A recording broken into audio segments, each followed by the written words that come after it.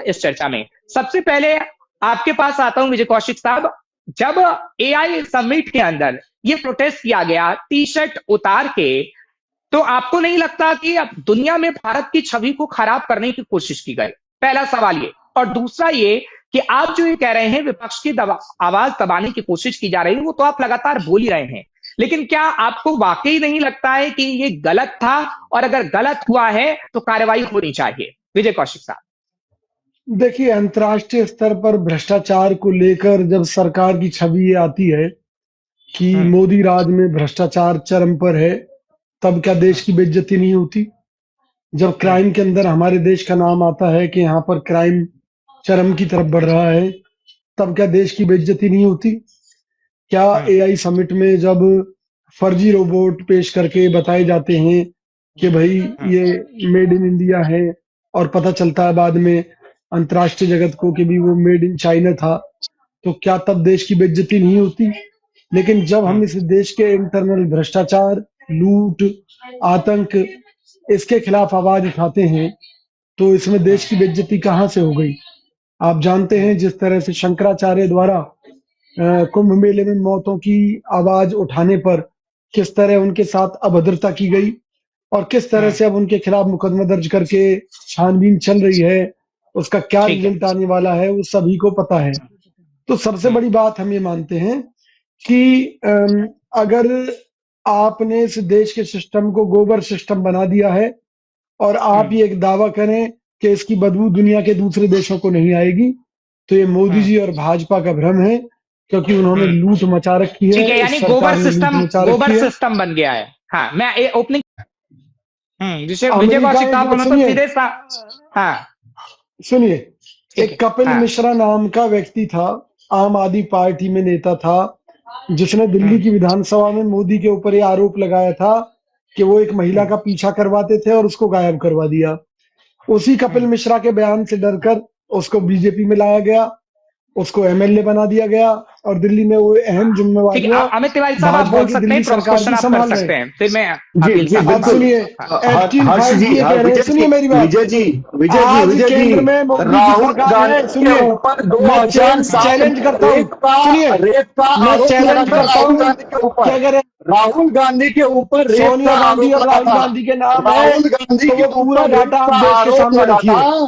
राहुल गांधी के ऊपर रेप का आरोप लगा था, उसके बारे में आप क्या कहते हैं? सोनिया जी और राहुल गांधी जी को रेप का आरोप है, कटघरे में खड़ा कर रहे हैं, तो उनके खिलाफ एप्स्टीन फाइल के सबूत लेकर आइए। राहुल गांधी के ऊपर फालतू की बात है। मैं कह रहा हूँ कुछ लाओ तो सही, कर रहे हैं आप देश की जनता के सामने रखो। आप क्या लेकर आ रहे हैं? आप क्या लेकर आ रहे हैं? आप भी लेकर आइए। आप जो बोल रहे हैं, अरे हर्ष भाई, मैं इनसे कह रहा हूँ केंद्र में इनकी सरकार है, ये क्यों नहीं सबूत लाते राहुल गांधी के खिलाफ? एप्स्टीन फाइल के सबूत क्यों नहीं देश की जनता के सामने रखते? राहुल गांधी को गोबर बता रहे हैं, कह रहे हैं कि आप उनको लेकर ढो रहे हैं।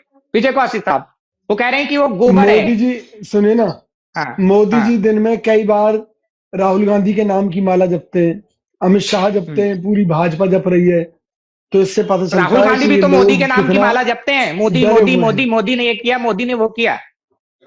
सुनिए, वो माला नहीं जप रहे, वो तो एक्सपोज कर रहे हैं। भाई आज मोदी जी की सरकार है, मोदी जी में अगर दम है, तो जो भाजपा के लोग कह रहे हैं कि एप्स्टीन फाइल में सोनिया गांधी की का नाम है, राहुल गांधी का नाम है, तो उन सारे सबूतों को रखो ना जनता के सामने। भाई आज मोदी सरकार को 11 साल से ऊपर का समय हो गया। उन्होंने कहा था राहुल गांधी को जेल भेजेंगे, सोनिया गांधी को जेल भेजेंगे, आज तक ये क्या कर पाए? क्यों नहीं कर पाए? क्योंकि ये महाभ्रष्ट लोग हैं, अपनी जेबें भरने से इन्हें फुर्सत नहीं है, और ये हमारा क्या बिगाड़ेंगे जब हमारे नेताओं ने गलत ही नहीं कर रखा कुछ।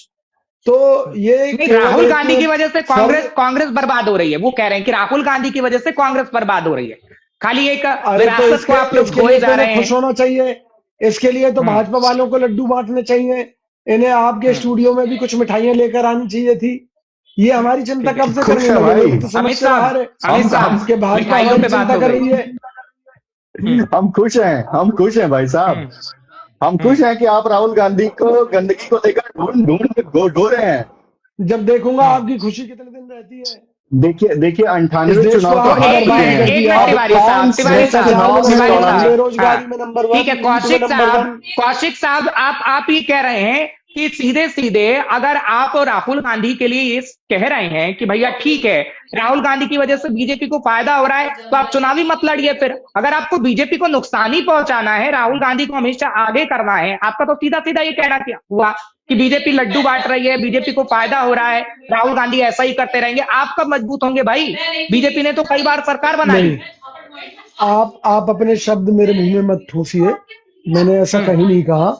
मैंने ये कहा कि भाजपा कब से चिंता करने लगी आपने कि कहा राहुल राहुल गांधी की वजह गांधी से से कांग्रेस का फायदा हो रहा नुकसान है हो रहा। बीजेपी को।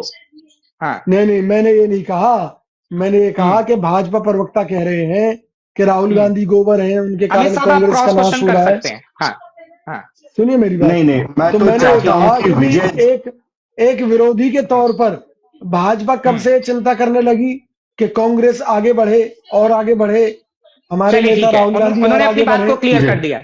और अमित अगर ये साहब कहते जी। हैं जी हर्ष अगर जी ये देखिए कहते एक हैं कि राहुल सशक्त गांधी से भाजपा का फायदा हो रहा है, तो भैया लड्डू बांटिए ना, किसी ने रोका है?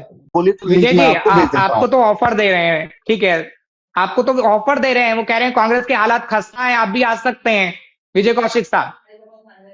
देखिए, भाजपा वाले कुछ भी कर सकते हैं। जब सीबीआईडी का प्रयोग करके विरोधियों को भाजपा में ला सकते हैं और उनके शुद्धिकरण का सर्टिफिकेट दे सकते हैं, उनकी ईमानदारी का सर्टिफिकेट दे सकते हैं, तो देश की ये बेईमान सरकार कुछ भी ठीक है कर सर, आप सकती खुल है। के बोल सकते हैं, आप हेमंत बिस्वा का भी नाम ले सकते हैं। मेरे डिबेट में कोई ऐसी इश्यू नहीं है कि आप खुलकर नहीं बोलेंगे, आप नहीं, मंत्रियों का नाम लीजिए। पूरा देश हाँ जानता है, चाहे वो शिवसेना हाँ को तोड़ने का मुद्दा हो, चाहे हेमंत विश्व शर्मा का हो, चाहे दूसरे मुद्दे हो।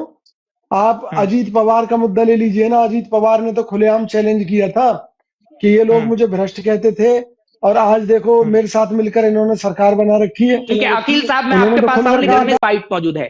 राहुल गांधी की बात के पोस्टर पाकिस्तान में लगाए गए हैं, तो आखिर हम दुश्मन देशों को ऐसा मौका क्यों दें? सवाल यह है कि आप अगर विपक्ष की भूमिका निभा रहे हैं तो आप निभाइए, आपको किसी ने नहीं रोका, लेकिन भारत की छवि दुनिया में बदनाम ना हो, इसका ख्याल रखा जाए। विजय कौशिक साहब, मेरी समझ में ये नहीं आता कि किस छवि की बात की जा रही है। छवि भ्रष्टाचार को मिटाने से बनेगी और या इन प्रदर्शनों से बनेगी, या इन प्रदर्शनों से खराब होगी। छवि बनेगी अच्छे कामों से। आज मोदी जी ने अमेरिका के सामने देश को गिरवी रख दिया, तो पूरी दुनिया में थू थू हो रही है या नहीं हो रही है?